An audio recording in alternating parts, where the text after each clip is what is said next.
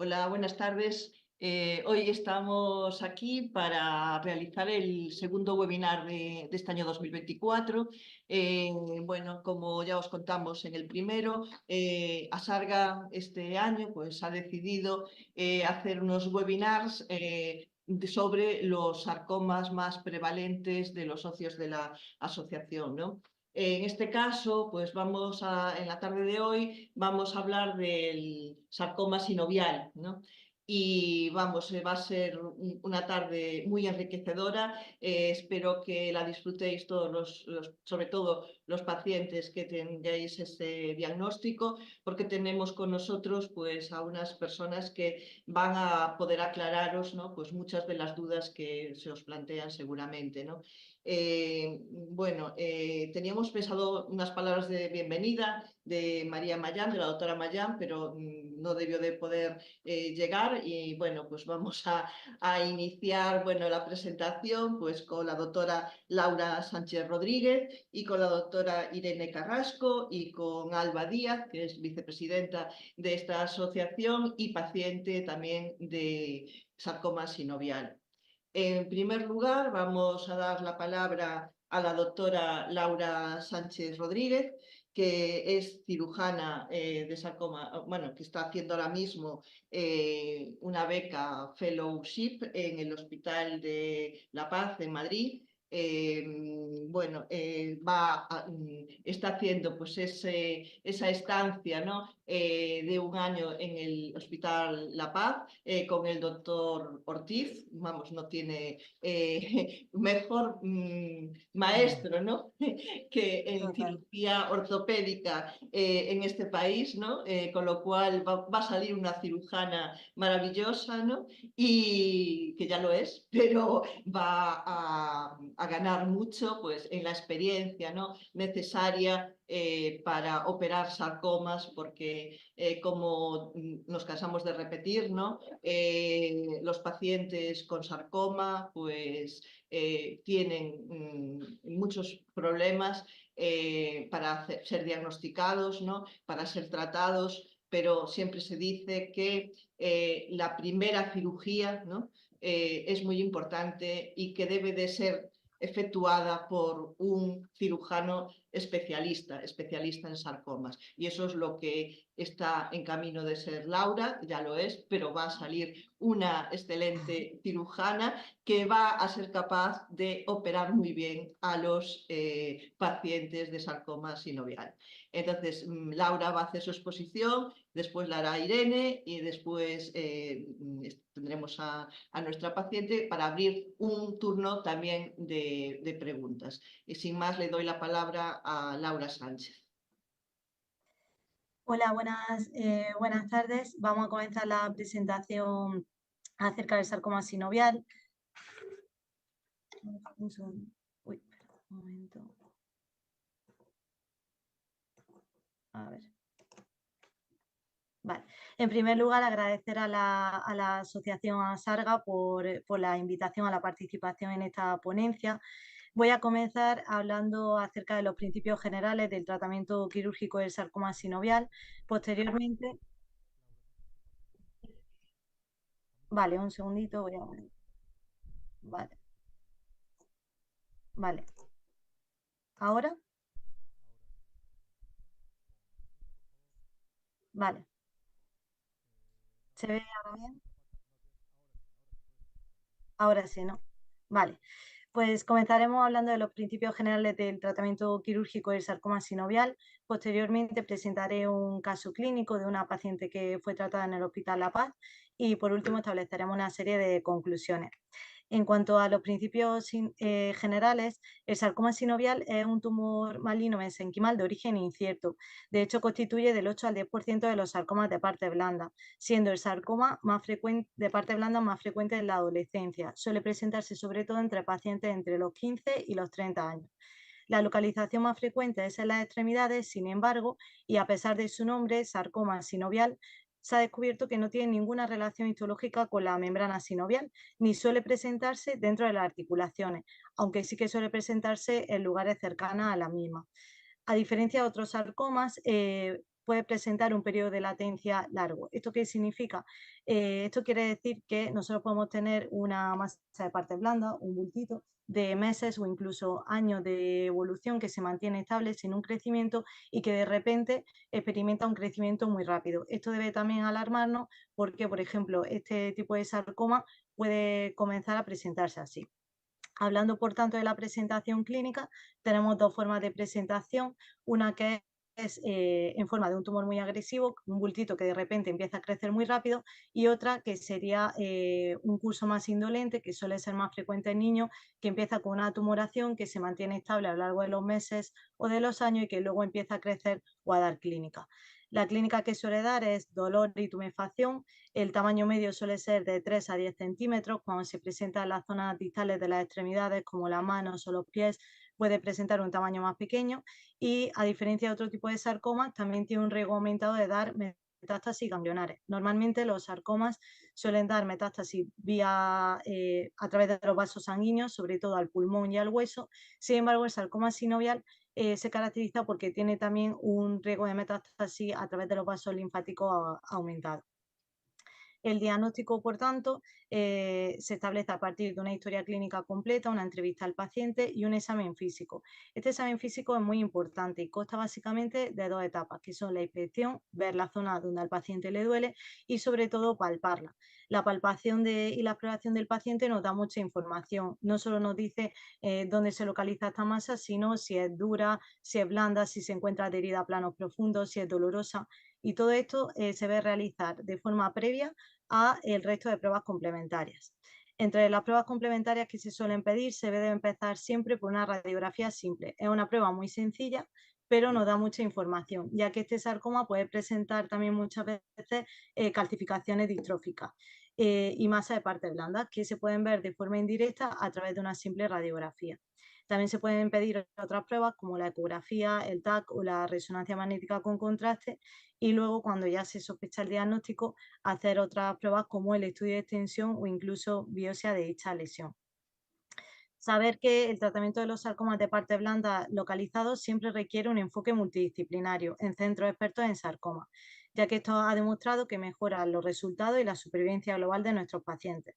La decisión del abordaje terapéutico, es decir, de qué tratamiento se va a llevar a cabo y el orden en el que se va a llevar a cabo, debe ser individualizada, es distinta para cada paciente y siempre se debe establecer en un comité multidisciplinar de sarcomas.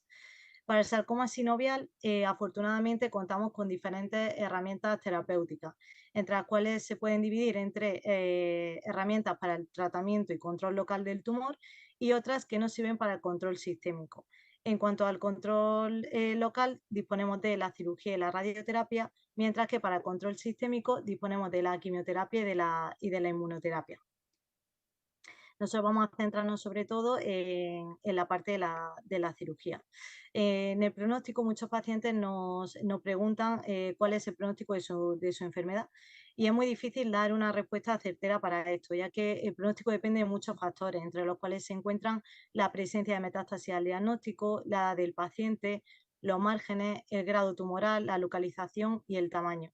Pero hablando así en líneas generales, se dice que la supervivencia global a 5 y a 10 años aproximadamente suele ser del 60 al 50% respectivamente, y existen factores que son de buen pronóstico y otros factores que son de mal pronóstico, lo que hacen que esta supervivencia global media pueda aumentar o pueda disminuir.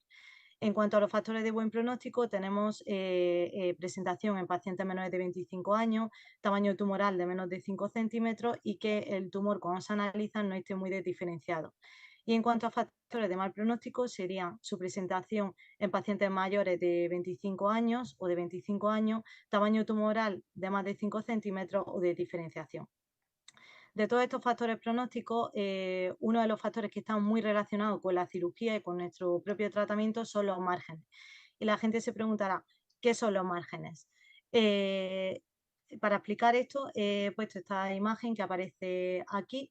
En azul tenemos el tumor y nosotros tenemos diferentes formas de operar un tumor, de quitar un tumor. Podemos hacer un margen intralesional, que sería cuando nosotros entramos y quitamos el tumor a través del mismo, rompiendo el tumor. Un margen marginal, que sería cuando extirpamos el tumor justo alrededor de la cápsula que hay alrededor del mismo. Tenemos que tener en cuenta que aunque nosotros realicemos una resección marginal del tumor, en esa cápsula hay células inflamatorias y se ha descubierto que también puede haber células tumorales, por lo que no sería un margen aceptable para este tipo de tumor. También podemos realizar un margen amplio, que consistiría en quitar el tumor y una cantidad variable de tejido sano, y un margen radical o compartimental, que sería incluir todo el compartimento anatómico donde se encuentra el tumor. Para poder operar un sarcoma sinovial o un sarcoma que al final es un tumor maligno, solo se acepta que podamos tener un margen amplio o radical o compartimental. Si no, significa que podemos estar dejando células tumorales en el lecho quirúrgico que puedan volver a dividirse y dar lugar otra vez al sarcoma. La cirugía, por tanto, se compone de dos partes. Por un lado tenemos la resección oncológica, que sería quitar el tumor con margen amplio o radical, es decir, quitar el tumor de forma completa, y por otro lado la fase de reconstrucción, que consistiría en todo ese hueco que ha quedado en la extremidad como consecuencia de haber quitado el tumor, reconstruirlo, ¿vale? Para que la extremidad sea funcional.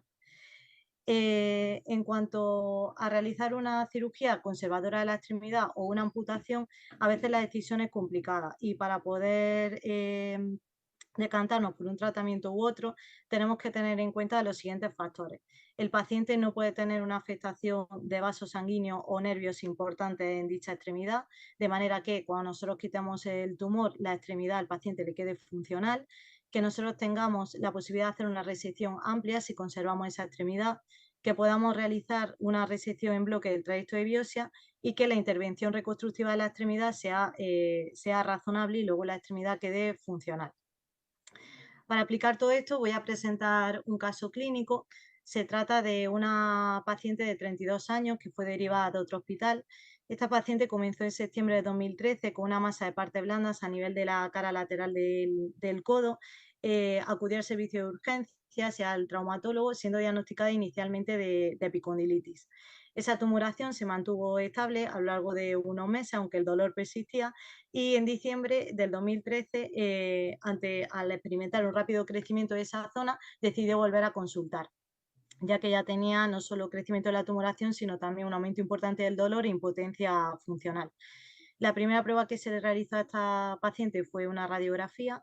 Aquí podemos ver una radiografía en proyección anteroposterior y lateral del codo, en la que a nivel óseo no se ve ninguna lesión.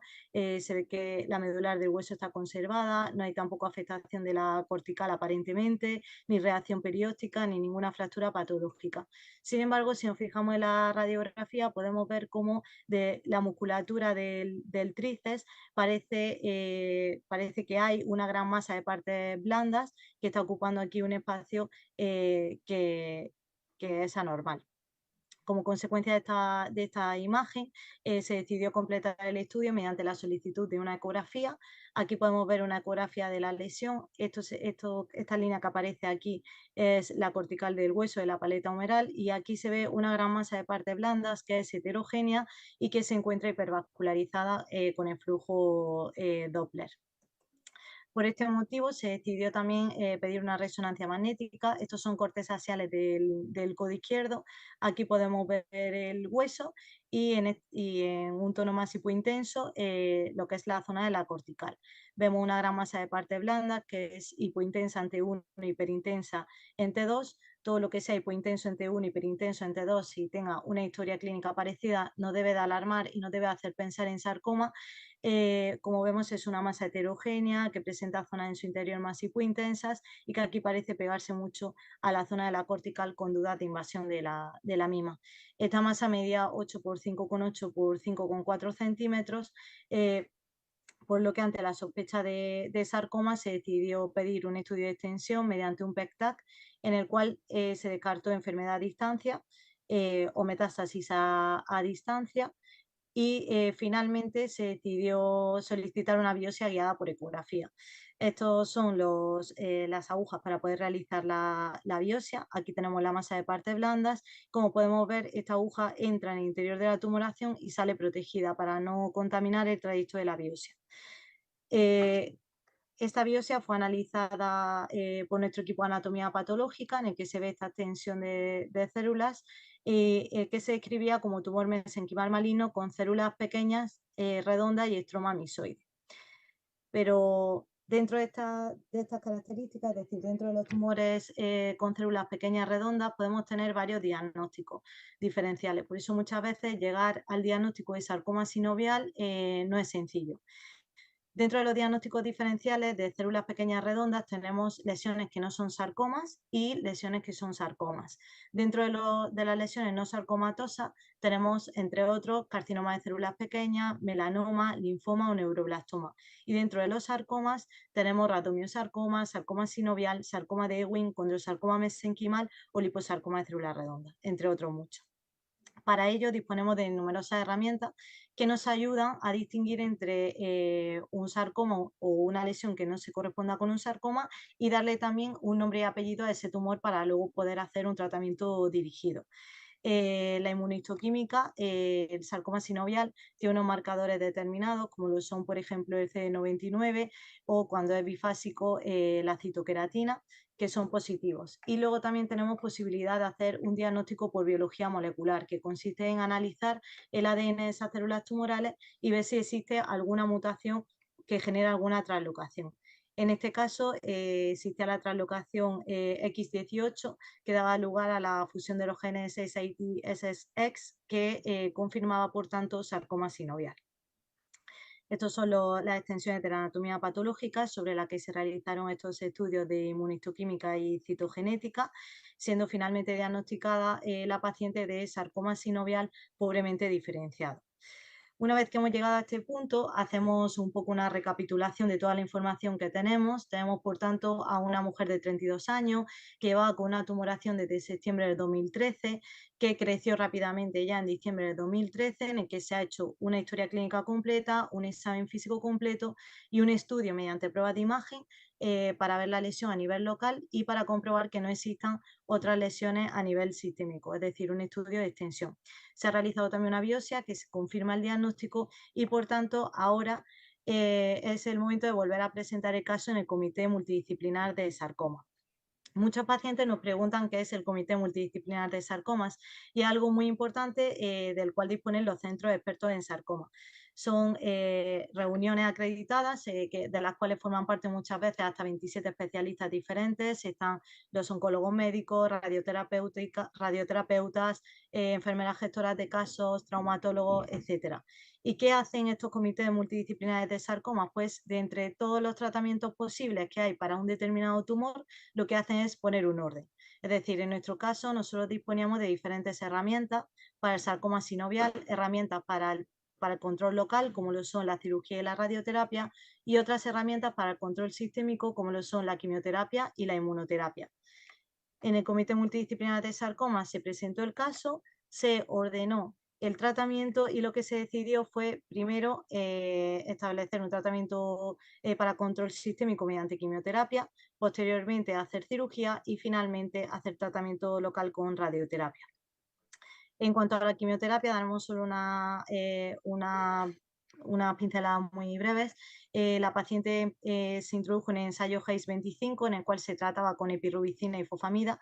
Una de las condiciones para entrar en este ensayo es que la paciente no hubiese sido tratada con quimioterapia ni radioterapia previamente y que el tumor midiese más de 5 centímetros. La paciente cumplía dichas condiciones, por lo que recibió tratamiento neoadyuvante con epirubicina y fosfamida. Y aquí he traído unas imágenes importantes porque son también una serie de dudas que surgen muchas veces en la consulta. Aquí podemos ver 3 imágenes de resonancia magnética del estudio basal de la paciente, es decir, antes de recibir ningún tipo de tratamiento cuando se estudia el tumor. Aquí tenemos las imágenes después del primer ciclo de quimioterapia y aquí tenemos las imágenes después del tercer ciclo. Como podemos ver, ese tumor ha sufrido cambios. Y esto lo traigo aquí porque muchas veces cuando los pacientes empiezan con tratamiento con quimioterapia o con radioterapia, antes de la cirugía el tumor puede experimentar un aumento de volumen, es decir, un aumento de tamaño. Y eso no quiere decir que el tratamiento que nosotros estemos dando, ya sea radioterapia o quimioterapia, no esté siendo eficaz. Al contrario, nosotros aquí vemos el estudio basal de la paciente y cómo aquí, después del primer ciclo de tratamiento con quimioterapia, parece que el tumor ha aumentado de tamaño, al igual que aquí en el tercer ciclo. Sin embargo, si nos fijamos, vemos cómo la composición interna del tumor ha cambiado, aparece en zonas más hipointensas, lo cual puede corresponder muchas veces a que, como consecuencia de esos tratamientos, las células tumorales se mueren y del proceso de necrosis se rompen y generan un aumento de tamaño. Por lo que la idea que quiero hacer llegar es que no siempre con el tratamiento un aumento del tamaño transitorio significa que el tratamiento no esté siendo eficaz. Muchas veces puede corresponder a otros fenómenos como lo de la necrosis. Una vez que la paciente completó el tratamiento con quimioterapia, se propuso el tratamiento con cirugía, siendo el margen que tendríamos que conseguir un margen amplio, radical o compartimental, ya que se trata de un tumor maligno. Teníamos que quitar todo el tumor con una cantidad variable de tejido sano alrededor. Y esa fue nuestra propuesta. Para poder llevar a cabo la cirugía teníamos diferentes opciones. Podíamos hacer una amputación transhumeral, es decir, una amputación a través del húmero justo por encima del tumor. Podíamos realizar también una desarticulación del hombro, que sería como una amputación pero mucho más proximal, o una resección del tumor amplia intraarticular conservando la extremidad. Para ello debíamos de cumplir con una serie de requisitos que eran los siguientes y que son los que comentaba anteriormente: que no hubiese una afectación neurovascular importante, que tuviésemos posibilidad de hacer una resección amplia, que pudiéramos resecar en bloque el trayecto de la biopsia y que luego la reconstrucción de la extremidad fuese razonable y a nuestra paciente le quedase una extremidad funcional. Para ello, para estudiar el caso y decidir entre amputar a la paciente o hacer una resección del tumor y luego reconstruirla, nosotros nos fijamos en las barreras anatómicas. Esto también nos preguntan muchos pacientes: ¿qué es una barrera anatómica? Nosotros tenemos nuestro sarcoma y si lo miramos de más cerca al microscopio está formado por muchas células tumorales. Las barreras anatómicas son como muros de los cuales disponemos en las extremidades, que lo que hacen es evitar que las células tumorales se diseminen, que haya un fenómeno de diseminación tumoral. Para ello, nuestras barreras anatómicas son la fascia, que es la capa que cubre los músculos, que son zonas en las cuales al tumor le cuesta atravesarlo y generalmente no lo atraviesa; el periósteo, que es la capa que se encuentra pegada al hueso; el perineuro, que es la capa que envuelve los vasos, los nervios; y la apenticia, que es la capa que envuelve los vasos sanguíneos. Estudiamos el caso y en nuestro caso nos preguntábamos si el periósteo era una buena barrera anatómica, porque en algún punto de la resonancia magnética veíamos como el tumor se pegaba mucho a la cortical del hueso, incluso a veces la invadía, como podemos ver aquí. Aquí tenemos la cortical del hueso y aquí parece que hay dudas de que el sarcoma sinovial lo esté invadiendo. Y es que se ha visto que hasta el 50% de los sarcomas sinoviales que aparecen de forma adyacente al hueso, muy pegados al mismo, pueden llegar a invadir el periósteo y la cortical del hueso, no siendo el periósteo una barrera válida. En nuestro caso, al igual que este artículo publicado por Lynn Patrick, parecía que el sarcoma sinovial sí que afectaba al hueso y por lo tanto no nos valía eso de despegar el periósteo para quitar el tumor. Sin embargo, quitando el hueso, parece que sí que podríamos conseguir un margen amplio y dejarle a la paciente una extremidad lo suficientemente funcional como para hacer sus actividades de la vida diaria. Y eso fue lo que decidimos: realizar una resección tumoral amplia, para una resección tumoral amplia. Aquí podemos ver las imágenes de la preparación de la paciente, en la que se ve el codo izquierdo con la masa de partes blandas. Se realiza un abordaje posterior directo. Esto de aquí que vemos es el tumor. No estamos viendo el tumor directamente, sino que está protegido por tejido sano, que es toda la musculatura del tríceps y la fascia. Aquí tenemos el nervio radial, del cual despegamos esa capa superficial o el epineuro, y por aquí tenemos el nervio cubital por el otro lado. Aquí ya hemos realizado el corte del húmero. Aquí tendríamos el hombro, aquí tenemos el hueso del húmero y todo esto es la articulación del codo con el tumor pegado, ¿de acuerdo? Por lo que aquí, como barreras anatómicas, hemos utilizado el epineuro, la apenticia y la fascia, y no hemos utilizado finalmente el periósteo porque veíamos que el tumor se pegaba mucho a la cortical del hueso.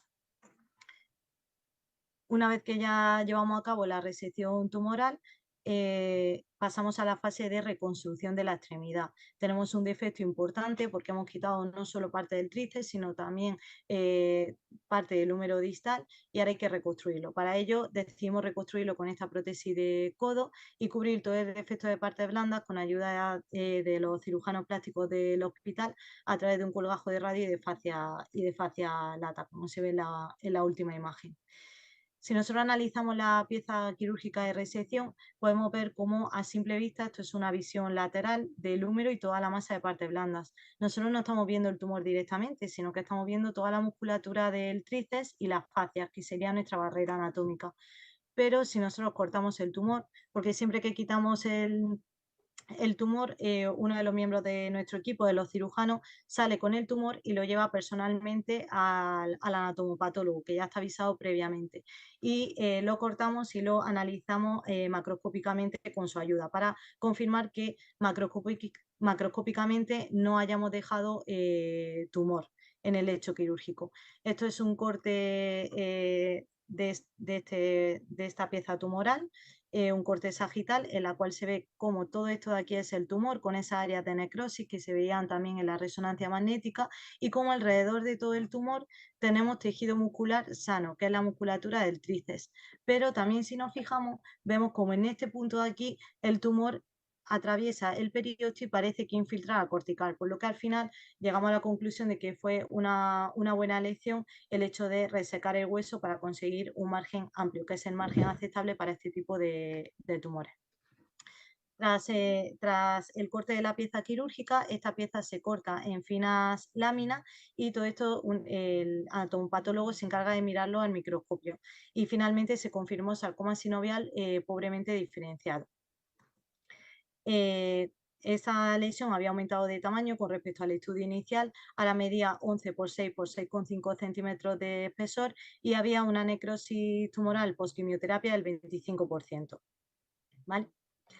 En el posoperatorio, esta es una imagen radiográfica AP de la paciente donde podemos ver cómo tiene la prótesis de codo correctamente colocada. Esto aquí que se ve es cemento y toda esta parte de aquí que se ve con mayor densidad son clips vasculares que se emplearon en la cirugía para cerrar pequeños vasos sanguíneos que iban hacia el tumor para nutrirlo.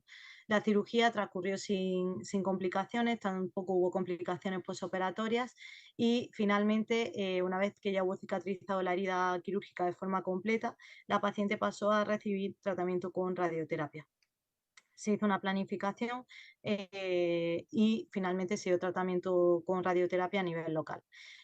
Se realizaron 5 años de seguimiento en nuestro hospital de esta paciente, pero finalmente la paciente por motivos laborales se trasladó a Turquía y actualmente sigue allí los seguimientos oncológicos. Como sabéis, los seguimientos recomendados son al principio durante los 2 primeros años, los seguimientos son cada 3 meses, posteriormente cada 6 meses hasta completar 5 años y luego anual hasta completar 10 años.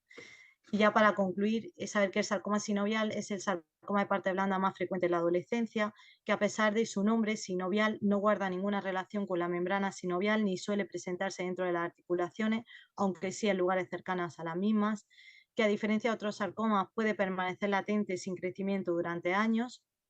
El tratamiento debe realizarse en centros expertos en sarcoma, ya que reduce las complicaciones y aumenta la supervivencia de los pacientes. Se trata de un tumor para el cual disponemos de muchas herramientas terapéuticas, ya que es quimiosensible y radiosensible, y que para valorar el tipo de cirugía es necesario prestar mucha atención a los márgenes quirúrgicos, para lo cual es fundamental las barreras anatómicas y nuestro objetivo es siempre conseguir un margen amplio, con el fin de mejorar el pronóstico y la supervivencia de estos pacientes. Muchas gracias por todo.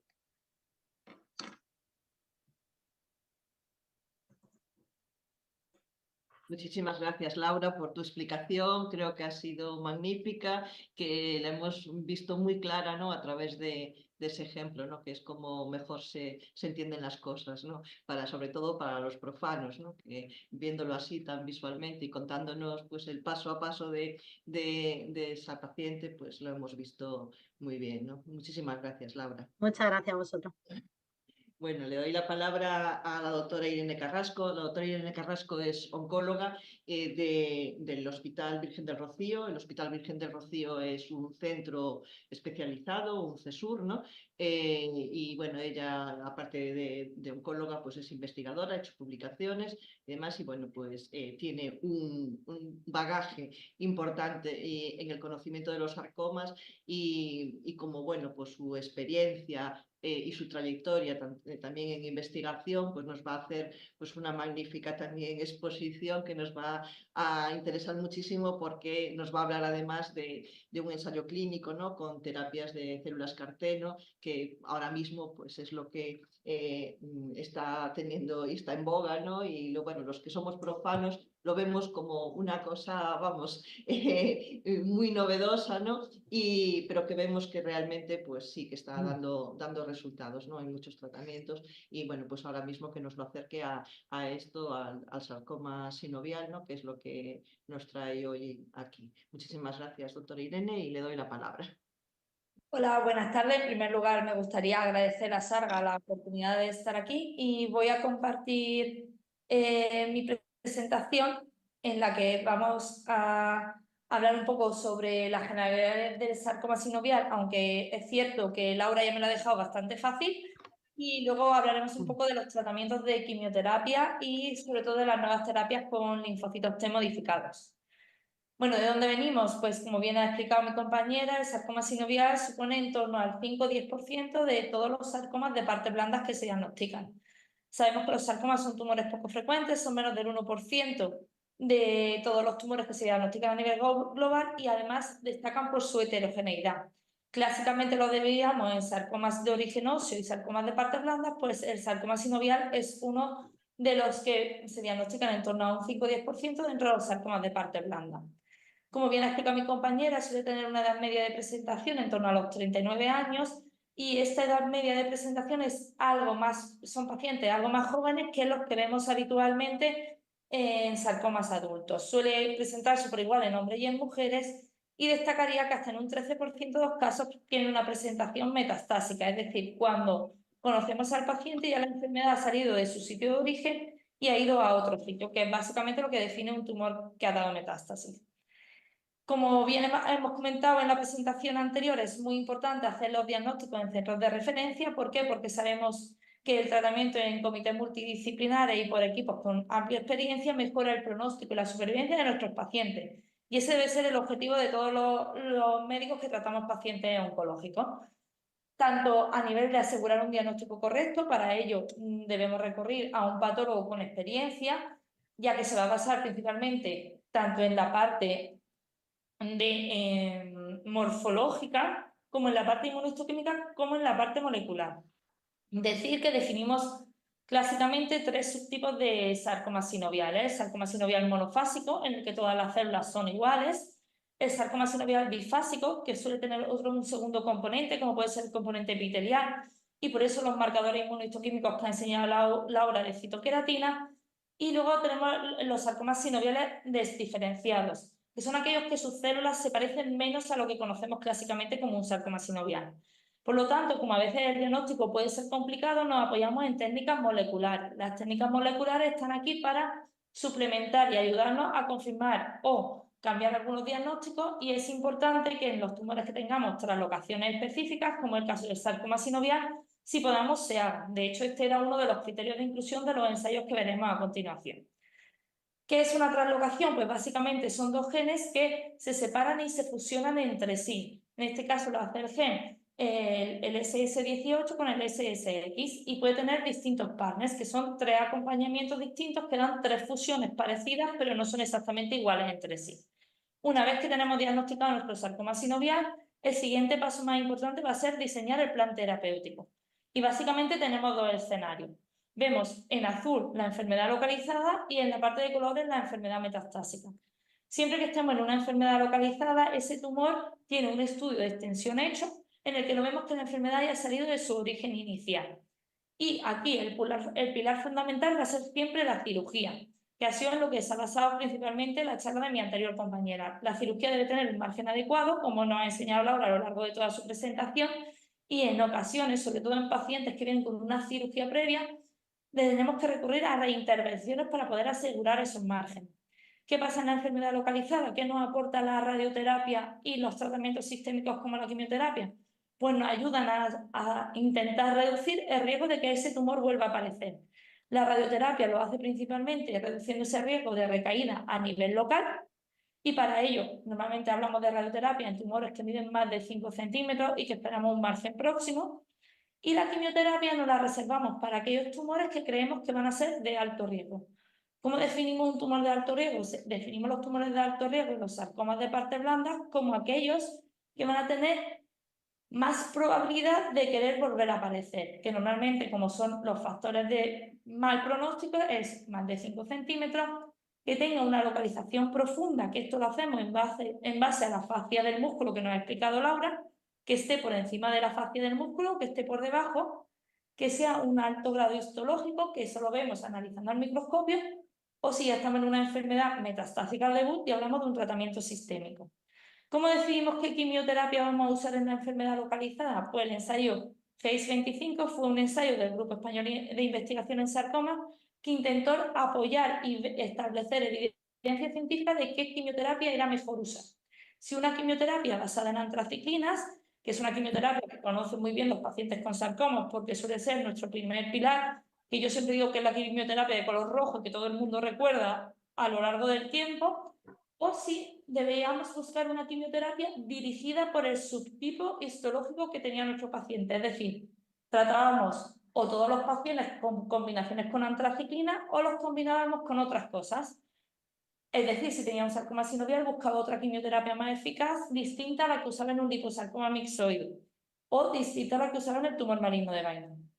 Ese estudio, el FACE 25, dio como resultado final que la mejor quimioterapia que podíamos usar para prevenir el riesgo de que volviera a aparecer la enfermedad cuando el tumor estaba localizado era la combinación con antraciclinas, basada en la combinación de ipilimumab con ifosfamida como el esquema más utilizado.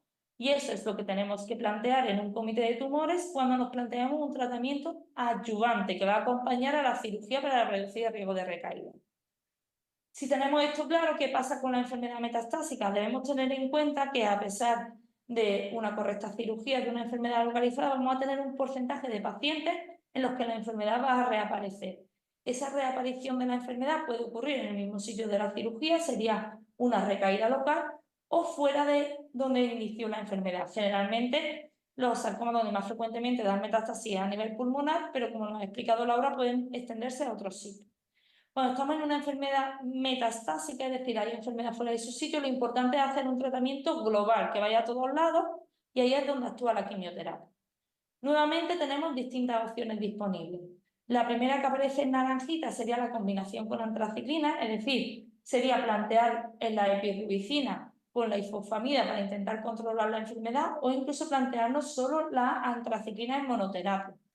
¿Qué pasa? Que debemos tener en cuenta que las antraciclinas tienen una dosis limitante, es decir, yo tengo que proteger mi corazón de que no sufra toxicidad por esta quimioterapia. Por lo tanto, si la hemos usado previamente o la hemos usado porque habíamos tenido un tumor previo, puede ser que hayamos alcanzado dosis máximas y no la podamos usar como primera línea de tratamiento.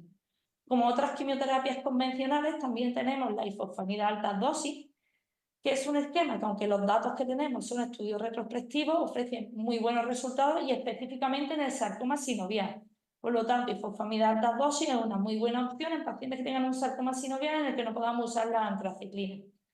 Los esquemas de alta dosis son un poco variables en los distintos centros. Veréis esquemas que usan quimioterapia en perfusiones de 14 días, pero también el mismo esquema usado solo en 5 días. Lo importante es que las dosis estén por encima de los 10 gramos.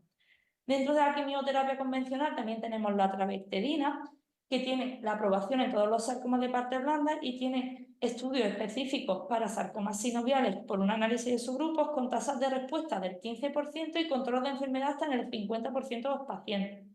Y también tenemos alternativas como las terapias tirosinquinasa. Estas son terapias que se usan generalmente por vía oral y lo que pretendemos es bloquear alguna vía. En concreto, pazopanib lo que hace es inhibir la angiogénesis, es decir, los vasos sanguíneos que van hacia el tumor. Y nuevamente, con el estudio PARET, que es un fase 3, ofrece datos en el caso de los sarcomas sinoviales. Esto sería un tratamiento convencional de los sarcomas sinoviales, pero a lo largo de estos años se han intentado desarrollar nuevas terapias y en concreto la inmunoterapia ha venido para quedarse en los tumores sólidos. Cuando hablamos de inmunoterapia, mucha gente tiene datos de otros tumores sólidos, como son las terapias que se usan ahora recientemente en los tumores de pulmón, en el cáncer renal y que se han ido introduciendo también en el cáncer de mama, que son las terapias anti-PD1 y anti-PDL1.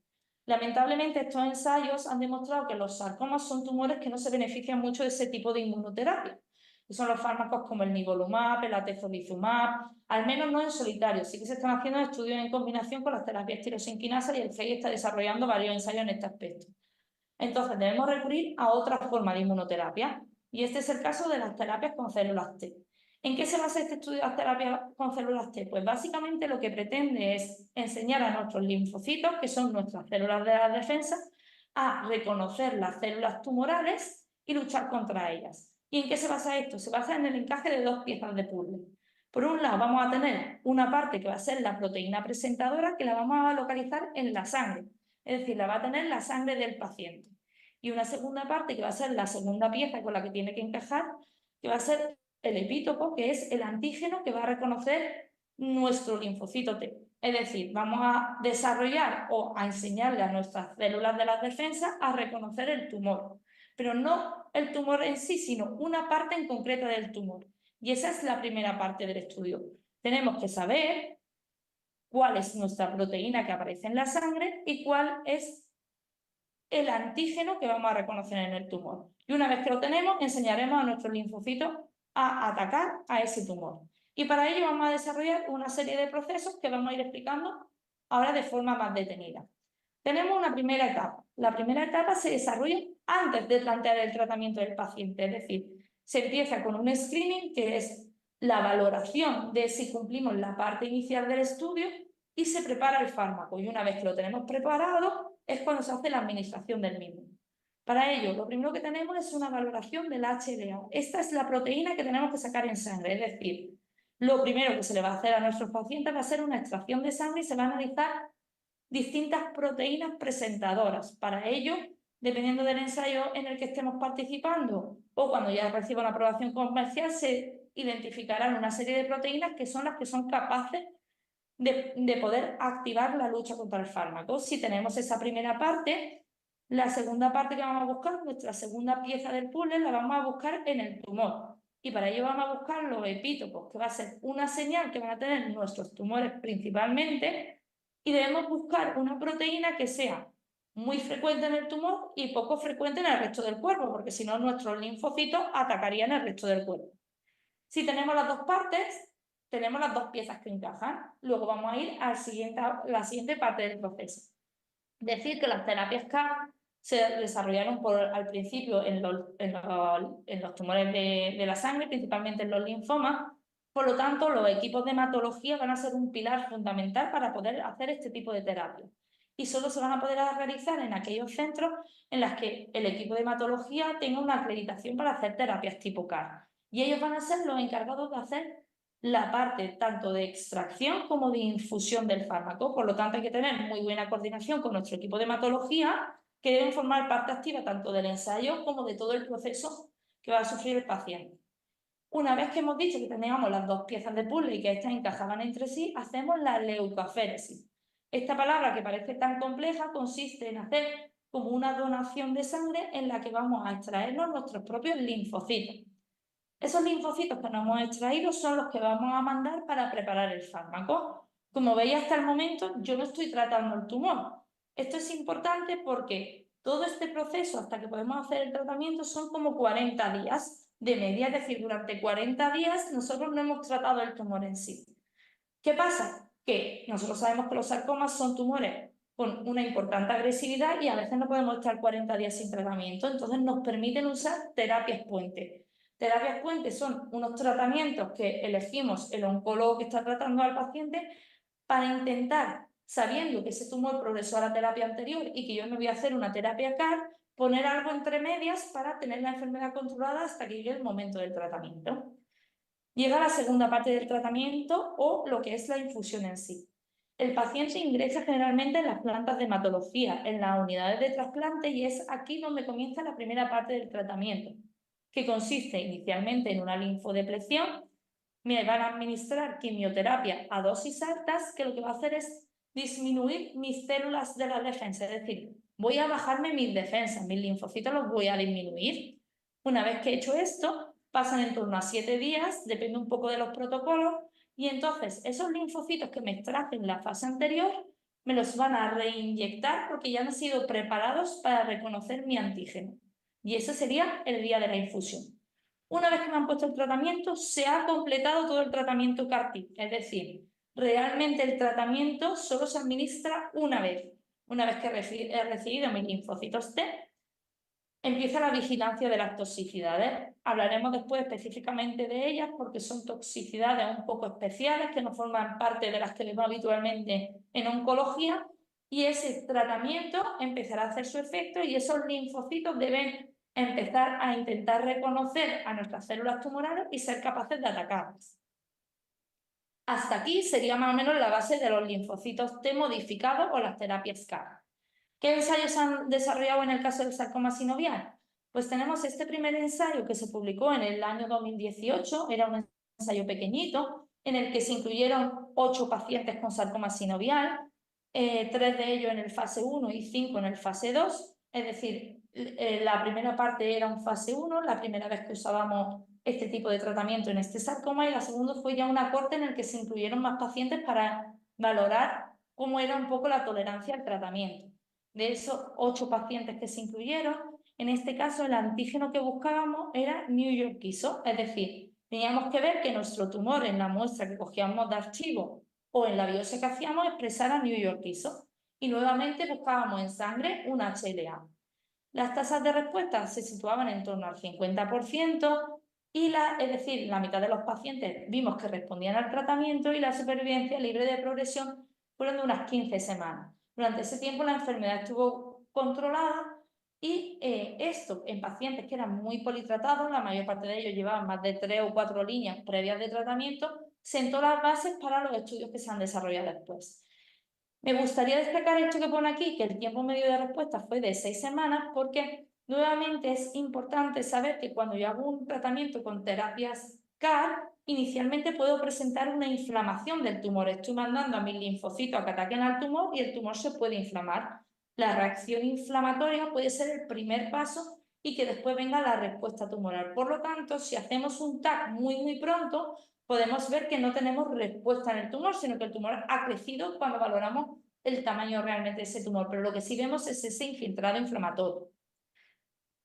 Y me voy a centrar principalmente en este estudio, que es el SPEARHEAD-1, un ensayo que se ha desarrollado en nuestro hospital, al igual que en algunos otros hospitales a nivel nacional y sobre todo con hospitales a nivel internacional, en el que hemos formado parte en la unidad de sarcoma del Hospital Virgen de Rocío, y que hemos podido participar en esta publicación que se hizo a finales de marzo, 1 de abril en Lancet, y que da unas bases para la aprobación. De hecho, se prevé que la aprobación por la FDA está ya prácticamente en trámite y la vamos a conseguir, y estamos un poco pendientes de ver qué va a pasar a nivel europeo, que sabe, como os imagináis, siempre vamos un poquito por detrás porque siempre nos acaban pidiendo más cosas y después, si queréis, lo podemos hablar un poquito más. Entonces, este ensayo en el que formamos parte, nuevamente, destacar que intentamos valorar 370 pacientes que tenían la muestra del HLA en sangre positivo, y en este caso los HLA que se incluyeron fueron el 0201, el 0202, el 0203 y el 0206. ¿Qué quiere decir? Que cuando nosotros hacíamos la sangre y analizábamos el HLA del paciente, si teníamos uno de estos, habíamos pasado el primer nivel, que era la primera pieza del puzzle, la que teníamos en la sangre del paciente. De los 373 pacientes que se hicieron el estudio a nivel mundial, 105, además de tener esa primera parte, tenían la segunda parte, que era MAGE4, lo que tenemos que buscar dentro del tumor. Es decir, 1/3 de los pacientes que tenían la primera parte positiva tenían la segunda positiva. De esos 105 pacientes, ¿cómo sabíamos que eran el antígeno positivo? Pues cogíamos o una muestra de tumor de archivo, o si no había muestra de tumor de archivo y teníamos una biopsia accesible, volvíamos a hacer una biopsia en el paciente, La teníamos por inmunohistoquímica, es decir, en el laboratorio el patólogo la tenía y demostraba que había más de un 30% de expresión de MAGE4, que era el antígeno que íbamos a buscar. En el ensayo anterior era el New York ISO, en este va a ser MAGE4. De todos esos 105 pacientes, finalmente participaron en el ensayo y llegaron a terminar el proceso 52 pacientes. Y vamos a ver qué características tenían esos pacientes. Pues vemos que el porcentaje de hombres y mujeres era bastante parecido, que es lo que vemos en la tabla de la derecha arriba. Luego nos interesa saber en qué estadio estaban y vemos que la mayor parte de ellos, un 85%, estaban en un estadio 4, es decir, era una enfermedad avanzada. Para poder participar en el ensayo se requería haber progresado a las antraciclinas. Y diréis, bueno, hay algunos que están en estadio 2 y en estadio 3. Eran pacientes localmente avanzados que por la localización, el tipo de recaída no eran quirúrgicos. Y luego yo destacaría que muchos, más del 50%, ya se habían puesto 2 quimios previos. Es decir, eran pacientes que ya habían recibido bastantes líneas de tratamiento. ¿Qué quimioterapias se habían puesto previamente? Pues básicamente las que habíamos hablado. La doxorubicina, la ifosfamida, la trabectedina, el pazopanib. Eran las líneas que más se habían usado previamente. Y lo más importante, a veces cuando uno se plantea participar en un ensayo, nosotros valoramos una cosa que es el ECOG, que lo valoramos en el día a día de nuestros pacientes y que básicamente consiste en saber cuál es la situación de basal de ese paciente, cómo de independiente es o cómo de afectado está por el tumor. Y habitualmente en los ensayos clínicos quieren una población muy homogénea. ¿Qué significa eso? Que se parezcan mucho entre sí. ¿Cómo es la forma de hacerlo? Pues en unos criterios muy estrictos, tanto a nivel analítico como a nivel de la situación basal de los pacientes. Y todos los que se incluyeron eran ECOG 0 o 1. ECOG 0 significa que no tenían ninguna limitación por parte del tumor y el ECOG 1 que esa limitación no les impedía hacer una vida normal. O sea, tenían algún tipo de limitación, pero podían seguir haciendo su vida normal.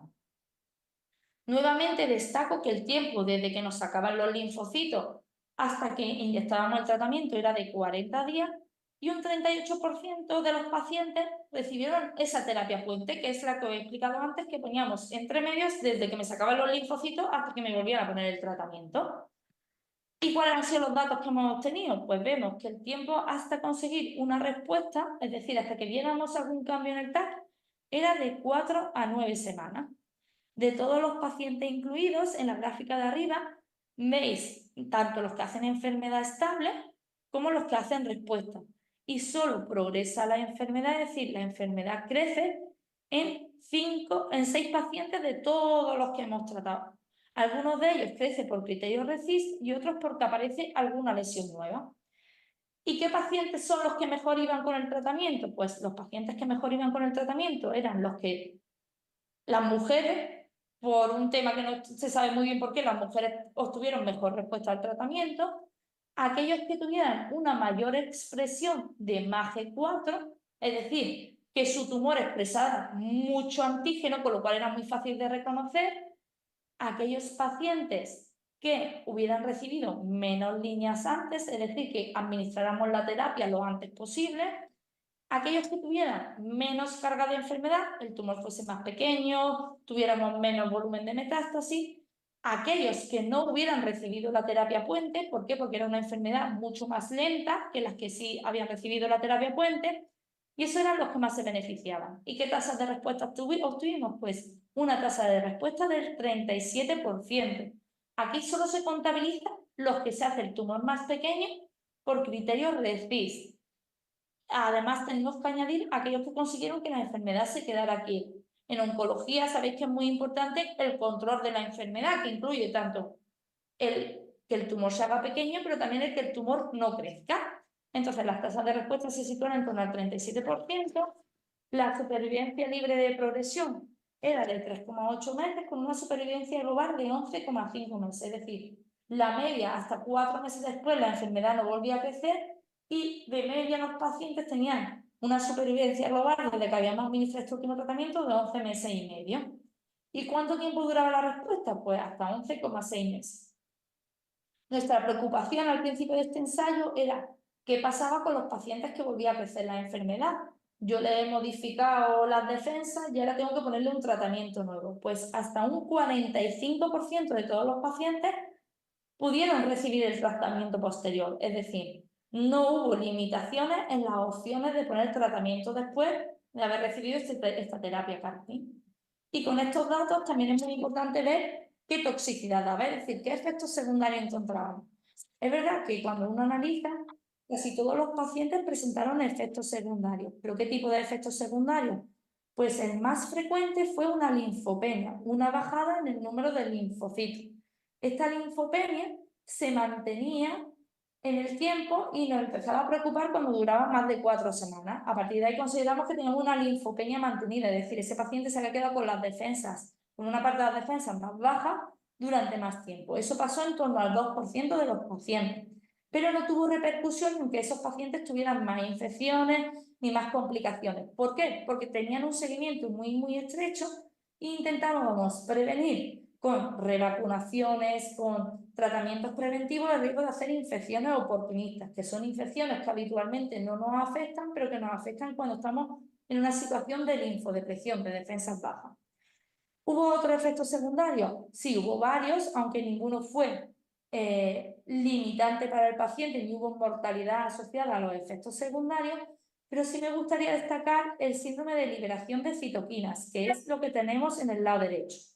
El síndrome de liberación de citoquinas es un efecto secundario que habitualmente no se ve en oncología de forma habitual con la quimioterapia habitual ni con la inmunoterapia inhibidores de checkpoint, pero que sí es muy conocida por los compañeros de hematología. Y básicamente es un efecto que se produce que es una gran inflamación con una serie de liberación de sustancias que favorecen que el cuerpo se inflame por esa reacción inflamatoria que provocamos al inyectar los linfocitos. Generalmente todos los casos fueron de bajo grado, grado 1 o grado 2. ¿Y esto qué implicaciones tiene? Pues que a veces tenemos que usar tratamiento para disminuir esa inflamación. Y como hay que estar muy atento y muy pendiente de estos efectos secundarios, como suelen aparecer en la primera semana, normalmente el paciente permanece ingresado en la planta de hematología, con un equipo de expertos que da todos los días a valorar estos efectos secundarios, porque básicamente lo que valoramos es que tenga fiebre, que tenga sensación de escalofrío, de dolor óseo, que haga hipotensión, que tenga problemas respiratorios, y le vamos añadiendo tratamiento para controlar esos efectos secundarios. Y esto básicamente es en lo que consiste la terapia CAR y el estudio Spearhead.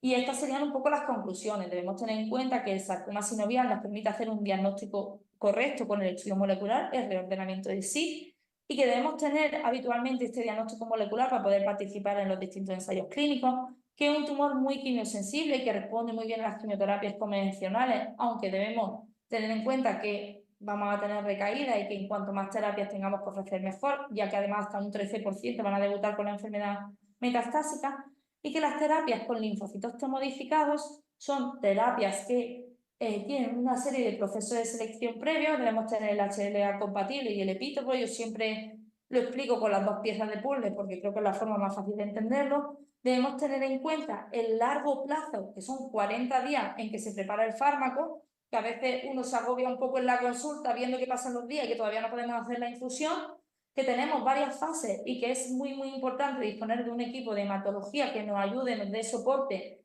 y sobre todo nos ayude al control de la toxicidad, porque ellos están mucho más acostumbrados al manejo de la misma, y que tenemos este ensayo fase 2 de reciente aprobación que nos ofrece una nueva esperanza para los pacientes con sarcoma sinovial y nuevas opciones de tratamiento con tasas de respuesta en torno al 37% y un control de enfermedad en pacientes muy pretratados. La mayor parte de ellos han recibido 3 líneas previas.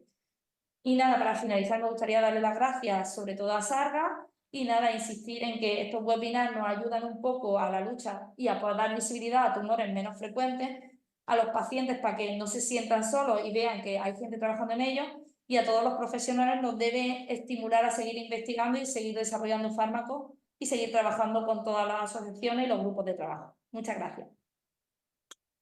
Muchísimas gracias, doctora Carrasco. Su explicación ha sido estupenda, nos ha acercado a ese nuevo tratamiento, que es eso, es una esperanza, ¿no? Es una esperanza porque, bueno, estamos acostumbrados a que el sarcoma, pues, es una enfermedad que se cobra muchas vidas, ¿no? Y que ver estos nuevos tratamientos, ¿no? Pues es una ventana, ¿no? de esperanza para que los que estamos ahora con el proceso de enfermedad y los que puedan venir, pues tengan otras posibilidades, ¿no? que no tuvieron nuestros antepasados, ¿no? Se está avanzando mucho y creo que, bueno, pues estamos, gracias a vosotros que estáis ahí investigando y trabajando, pues esto está yendo muchísimo mejor, ¿no?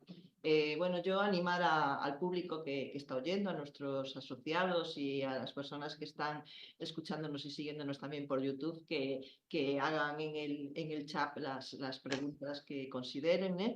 Y sin más, pues le voy a pasar la palabra a Alba, que es nuestra vicepresidenta y que y es paciente, ¿no? de un sarcoma sinovial y que, vamos, le dejo a ella que tome la palabra. Bueno, pues buenas tardes a todos. Espero que me escuchéis. Estoy un poco mala de la garganta, un poco ronca, pero bueno, espero que me entendáis bien. Y nada, bueno, vengo a contar un poco mi experiencia como paciente de sarcoma sinovial. Yo creo que, bueno, recibir un diagnóstico de cáncer siempre pues es muy chocante, muy vertiginoso. Y yo creo más que cuando te lo diagnostican a edades muy tempranas, cuando eres muy joven y un cáncer raro, un sarcoma, algo muy agresivo, pues todavía más, ¿no? Y un tipo de patología, pues eso, que no está muy estudiada, no hay un tratamiento dirigido. Entonces, bueno, pues si ya cualquier patología oncológica te produce vértigo, esta te produce muchísimo más vértigo. Para mí supuso pues un antes y un después. Para mí fue un cambio totalmente de paradigma desde que tengo el diagnóstico. Yo creo que hay gente que basa su vida a lo de antes y después del COVID, pues yo es antes y después del sarcoma. Es, ay, esto estaba yo, ya había enfermado, ¿no? Pues así. Y nada, un poco, bueno, os voy a contar un poco lo que me ocurrió. Yo tenía 29 años cuando me noté una tumoración, un bulto, como en la ingle derecha. Pero bueno, el día que me lo noté, yo había ido a nadar a la piscina, que hacía un montón que no nadaba y no me quería mojar el pelo. Entonces nadé ahí como pude, muy raro, con las piernas muy raro. Entonces cuando salí me noté un bulto. Dije, madre, qué raro tuve que nadar para que me saliera un bulto a la pierna. Pero bueno, no me dolía, no le di mucha más importancia. El bulto empezó a crecer, empezó a crecer. Dije, bueno, nada, será que el día que fui a nadar, fui al fisio y el fisio me puso una cara en plan, esto no lo vi en mi vida. Así que nada, yo, bueno, soy enfermera, trabajaba en un centro de atención primaria y mira, no estaba muy familiarizada con el sarcoma. La verdad es que es algo tan poco frecuente que no estás de ver muchos casos. Entonces, bueno, se lo comenté a mi compañero, que también es mi médico de atención primaria, y claro, ya me puso una cara y me dice, esto no tiene buena pinta, así que te voy a pedir una ecografía urgente. Bueno, gracias a Dios, ese mismo día fui al hospital, me la hicieron y el radiólogo me dijo que hice nada, tú tranquila, esto se ve un hematoma, esto es un hematoma, parece que es así quístico, que tiene varias zonas, pero nada, puedes estar tranquila, relájate, es un hematoma, tal. Bueno, pues nada, volví al centro de salud a trabajar, todos mis compañeros brindamos incluso de que habían sido buenas noticias, de que era un hematoma, porque estaba todo el mundo muy alarmado. Eso fue un viernes, el fin de semana, bueno, pues fui a comer con mi pareja, con mi familia, estábamos todos muy tranquilos. ¿Qué pasa? Que el lunes me llamó el radiólogo, me dijo, bueno, no me quedaba muy tranquilo, yo también le insistí y me solicitaron pruebas de imagen en la cual ya vieron que, bueno, ya sospechaban ahí un sarcoma, me hicieron una biopsia al día siguiente, que, bueno, me tocó esperar como 15 días la biopsia y la verdad en eso pues tuve bastante suerte porque en el hospital que me tocaba pues es un hospital súper pequeñito, comarcal, que bueno, pues me imagino que no estén de hacer anatomía patológica a sarcomas pues muy frecuentemente y la verdad que dieron con el sarcoma sinovial monofásico a la primera y bueno, me derivaron a un centro de referencia que no es un CESUR para nada, es el centro de mi comunidad. Y bueno, yo ahí desde el primer momento solicité que se me derivara a un CESUR, a un centro de referencia. porque sí que había oído hablar de ellos, de que en el momento que estás derivando a un centro de referencia, pues tienes mejor pronóstico, profesionales que están de ver más sarcomas. Y desde el primer momento me lo negaron, me dijeron que ese era mi centro de referencia, que estaban de ver sarcomas y que me iban a tratar y que me despreocupara. Como yo tenía factores de mal pronóstico, que era que tenía un tumor muy grande, que medía 11 centímetros, tenía focos de necrosis que ya daban a entender que podía ser de alto grado, un grado 3, y como un nódulo que parecía pues un ganglio adyacente que parecía también estar afectado, pues quisieron darme quimioterapia y radioterapia previa en neoadyuvancia y me dieron, bueno, ifosfamida y a altas dosis y epirubicina. Está programado para darme 3 ciclos, luego la radio y luego la cirugía. ¿Qué pasa? Que al segundo ciclo me hicieron pruebas de imagen también y vieron que mi tumor no había menguado, lo que comentó la doctora Laura previamente, que no había menguado, pero bueno, igualmente se debería haber continuado con mi tratamiento, ellos lo consideraron parar, entonces pasé a hacer la radioterapia. Posteriormente me hicieron la cirugía, en la cual el cirujano constató que había bordes limpios, seguro, pero en la anatomía patológica se referenció de que sí que había bordes afectos en distal y en profundo. Y bueno, me retiraron también en la misma cirugía el periostio porque sí que estaba tocando una de las ramas de la cadera y me seccionaron un nervio, el obturador. Y bueno, después también me hicieron radioterapia posterior como un búster porque como estaban en los bordes afectados, pues me dieron radioterapia. Y bueno, hace 1 año y medio de eso, yo continúo en rehabilitación, continúo con afectación de la cadera, pero bueno, por el momento de ahora no tengo diseminación a distancia ni una recaída local, hago vida mayormente normal, he vuelto al trabajo, hago vida normal. Y con esto también quiero dar esperanza a pacientes sinoviales de sarcoma sinovial afectados por sarcoma sinovial que nos estén viendo, que cuando te pones a ver estadísticas por las redes, la verdad que, bueno, te apetece ponerte a llorar porque es que los datos no son muy positivos y da muchísimo vértigo.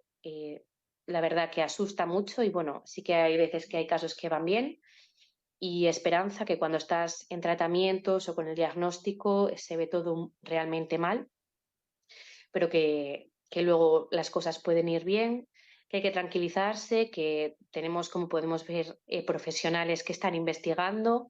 Yo cuando me enteré de las terapias celulares que hay, la verdad que me dieron bastante tranquilidad, pues en algún futuro pues puedo ser subsidiaria de ellas o nuevos tratamientos que se está investigando, que hay profesionales muy buenos, sobre todo en los centros de referencia, hay gente investigando para ello y que tenemos que tener esperanza intentar, bueno, pues tomarnos el diagnóstico dentro de la gravedad y de la mala suerte que es esto, pues verlo con un poco de positividad y poder continuar hacia adelante. Y bueno, también como consejo, intentar que siempre te deriven a un centro de referencia. Conmigo tuvieron varios fallos en mi centro de origen. Ahora ya estoy derivada a un centro CESUR. Y nada, también animar a la gente que no esté asociada a que reciba apoyos y soporte de asociaciones de pacientes, pues de ASARGA, de Vida, de la asociación que consideren, pero es muy importante tener un sostén, un apoyo social, encontrar oportunidades, buscar gente que esté en tus mismas circunstancias y poder apoyarte y recibir también información. Eso es muy importante. Y bueno, yo tampoco quería alargarlo mucho más porque, bueno, se está haciendo largo, muy interesante todo, súper interesante, pero bueno, para no alargarlo mucho más y también, bueno, animar a la gente a preguntar todas las dudas que tenga a estos profesionales tan importantes que tenemos hoy con nosotros. Gracias, Alba. Voy a dar lectura a algunas de las preguntas que están ya llegando al chat, ¿no? La primera nos la hace Jaume Matamala, ¿no? Que pregunta para la doctora Carrasco. Los pacientes que no tenemos el HLA-02, ¿tenemos acceso a algún otro tipo de inmunoterapia disponible o en vías de desarrollo en los próximos años?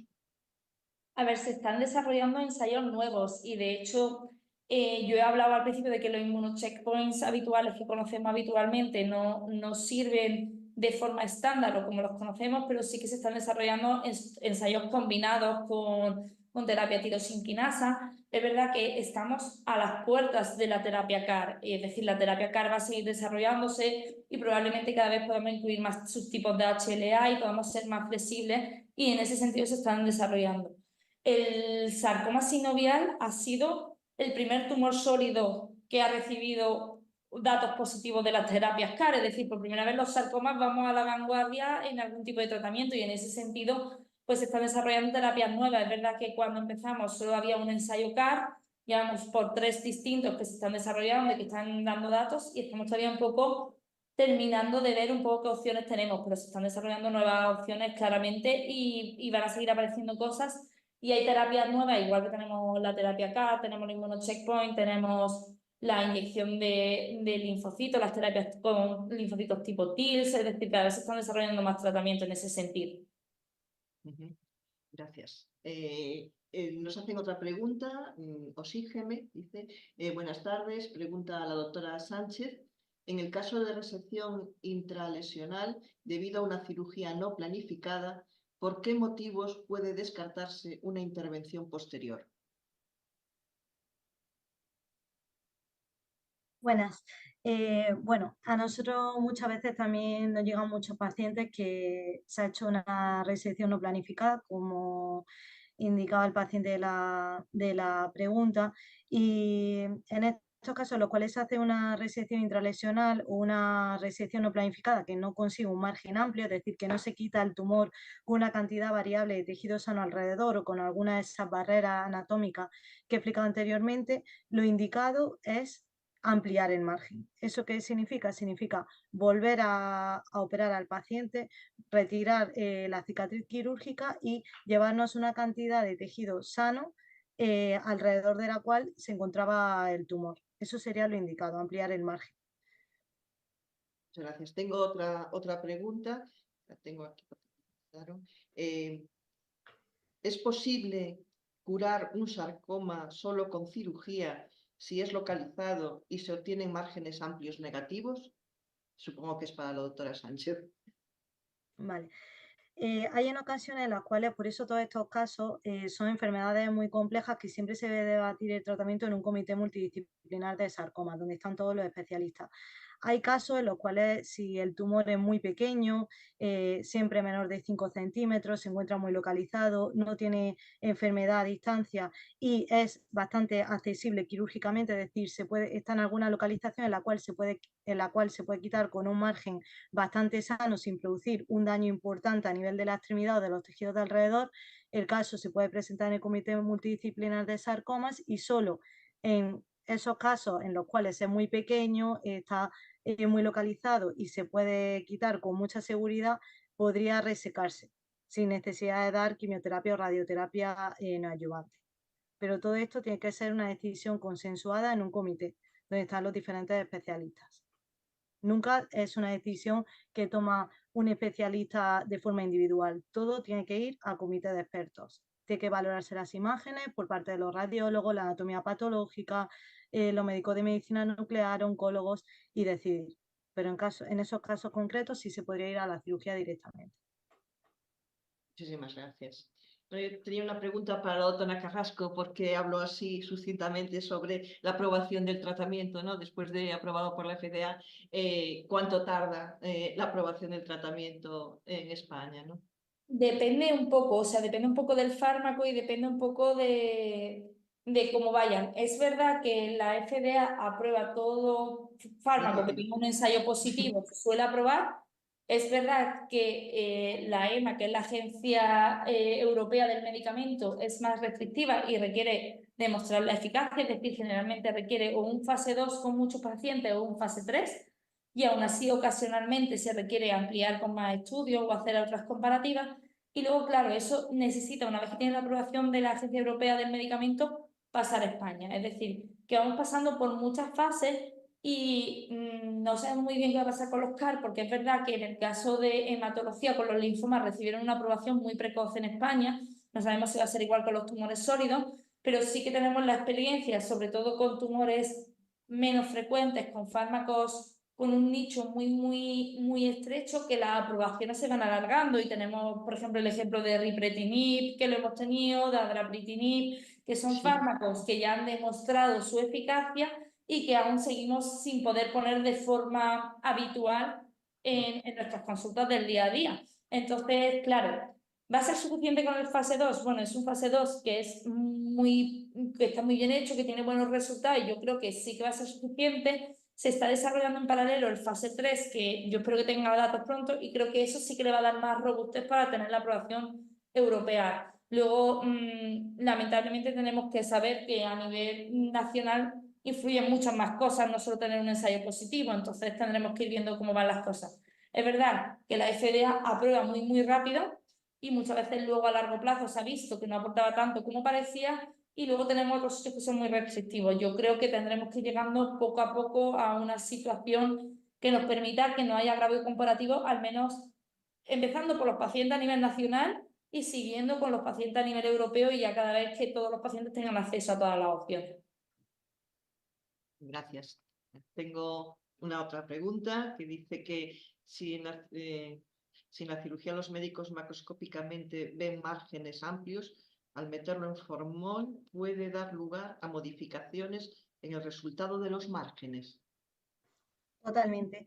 De hecho, nosotros como protocolo, cuando intervenimos un sarcoma, ya sea de parte blanda o un sarcoma óseo, la pieza tumoral siempre la llevamos en fresco al anatomopatólogo, es decir, uno de los miembros de nuestro equipo, que es cirujano, sale y lleva la pieza al patólogo para estudiarla en fresco, la corta y juntos la mira macroscópicamente. Como esa pieza está referenciada, si en alguna zona hubiese alguna duda de que pueda haber un margen macroscópico afecto, se llama al quirófano y esa zona se amplía y se vuelve a mandar, que se vuelve a estudiar. En cambio, si la muestra, si lo que es la pieza quirúrgica directamente se mete en formol y se lleva al laboratorio, se pierde información por el camino. Por un lado, se pierde la posibilidad de que el cirujano le explique al anatomopatólogo cómo estaba el tumor situado. Muchas veces incluso realizamos fotos intraquirúrgicas para explicarle cómo estaba la pieza localizada dentro del paciente para poder orientarla mejor. Y con el formol muchas veces lo que hace es que el tejido se seca y se contrae, y pueden existir márgenes que macroscópicamente, si analizamos la pieza en fresco, son margen amplios, es decir, no están afectados por el tumor. Con el formol, cuando la pieza se contrae, pueden haber márgenes dudosos. Entonces siempre es mejor ver la pieza macroscópicamente en fresco, sin introducirla en formol. Lo que pasa es que hay muchos centros en los cuales no se dispone de esa facilidad o de ese contacto tan directo con los anatomopatólogos y no se puede analizar la pieza macroscópicamente al momento, y es necesario meterla en formol para conservarla. Muchísimas gracias. No sé si Alba quiere hacer una pregunta. Sí, nada, quería hacer una pregunta. Si, bueno, se recomienda hacer una reintervención si los márgenes están afectos, pero si una paciente, por ejemplo, ha sido tratada en un centro que no es de referencia, han quedado los márgenes afectos, le han dado radioterapia en adyuvancia, un booster posterior, y han pasado 1 año o 2 años, ¿también se recomienda volver a reintervenir? No, en ese caso, cuando hay una cirugía que no es planificada, siempre el caso se estudia en el comité. Si la resección ha sido claramente intralesional, es decir, a través de la lesión completamente, sí que se recomienda una ampliación de márgenes. Ahora, si la resección del tumor ha sido marginal, muchas veces se estudia en el comité, se piden pruebas de imagen para verlo localmente y se decide si dar radioterapia o ampliar el margen. Son decisiones que son complejas y se tienen que valorar entre los diferentes especialistas. Pero en caso de margen microscópico positivo, se tendría que valorar en el comité si ampliación de márgenes o radioterapia. Perfecto, pues muchas gracias. Muchísimas gracias por vuestras aportaciones. Creo que ha quedado todo muy claro. No tenemos más preguntas en el chat. Si queréis añadir vosotros alguna cosa, pues ahora mismo os dejo que añadáis lo que queráis, y si no, pues cerramos y nada más. Por mi parte, nada, dar las gracias y ya está.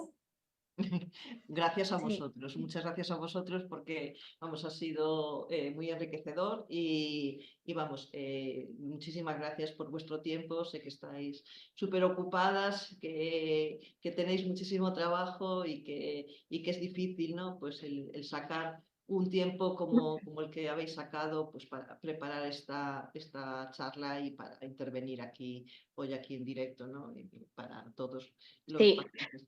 Pues, Alba.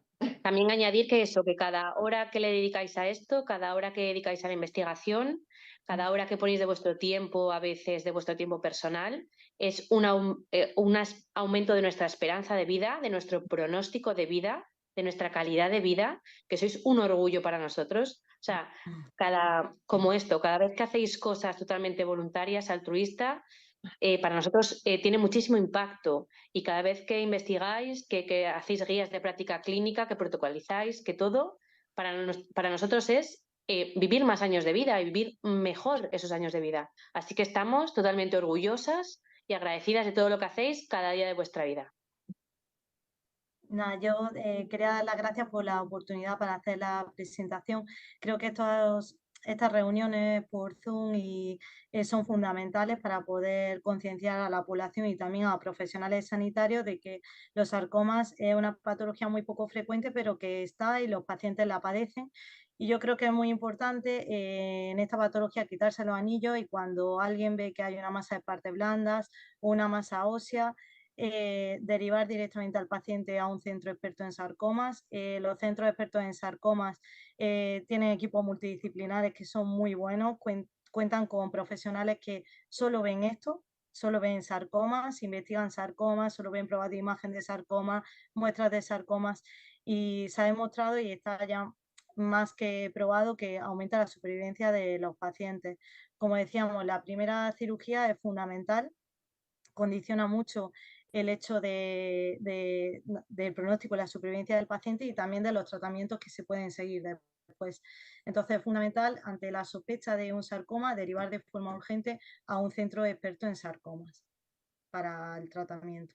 Y todas estas charlas, estas reuniones por Zoom son fundamentales para concienciar a la población de esto. Así que muchas gracias.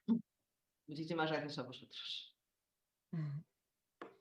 Bueno, pues cerramos aquí.